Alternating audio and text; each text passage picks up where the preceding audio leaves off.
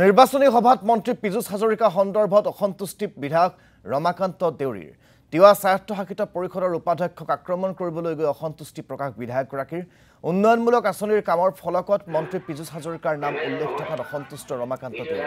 তিৱা স্বায়ত্তশাসিত পৰিষদৰ উপাধ্যক্ষ অংকুৰ দেউৰীক অকৃতজ্ঞ বুলি নিৰ্বাচনী সভাত তীব্ৰ প্ৰতিক্ৰিয়া বিধায়কগৰাকী তেওঁৰ নিচিনা এজন বিধায়ক লাভ কৰাটো সমষ্টিবাসীৰ বাবে সৌভাগ্য বুলি মন্তব্য ৰমাকান্ত দেউৰীৰ